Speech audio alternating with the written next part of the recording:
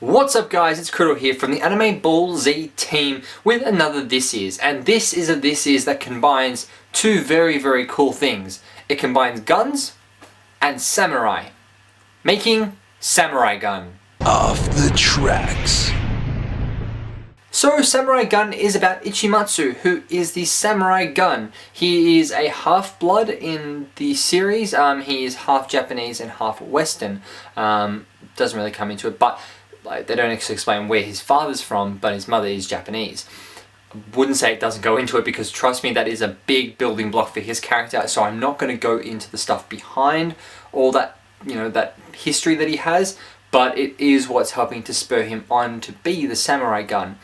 The Samurai Guns are a group who work towards justice. They get missions given to them and they go about their daily lives, just, as normal people by day and as samurai guns by night, which essentially means they're decked out in samurai armor, but they carry guns and they use guns because this is in the industrial era of Japan. It's sort of like when Western influence started to become a bigger deal.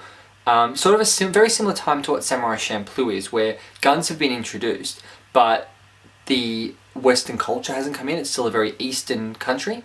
So very awesome in that regard, where it's combining those two things. And for anyone who doesn't know, I really love feudal era Japan and all that stuff to do with that. And that's why I love series like Samurai Champloo, and I tolerate series like Battle Vixens and Magikoi O, well not Magikoi O, but Samurai Girls, which is also now Samurai Bride, is the sequel series to that. Those sorts of things. And Sengoku Bizarre, how can I forget that? Very awesome sort of series and genre to fit in together. Very cool, definitely worth checking out. Now this series does have an overarching sort of plot going to it, but it's very reminiscent of series like Trigun and Orphan in a way, where there is that story that's going on in the background, but the interactions episode to episode are very self-contained. So you can sort of jump in at any point and watch a couple episodes and then go away from this series and still get a good level of enjoyment out of it. It's not a big arc series like One Piece or Naruto or even Bleach to an extent is, but it's definitely a good series. But yeah, very reminiscent of those 90s series that we grew up with, or I grew up with. I don't know about you personally, what you grew up with as far as anime goes. You're probably a massive Dragon Ball Z fan, and to each their own. It's not my cup of tea, but hey, enjoy. Anyway, enough bashing of other series and talking about, well, not much about the plot because I don't want to spoil anything for you guys. Let's look at the characters as we look at The good, the bad, and the dubbers.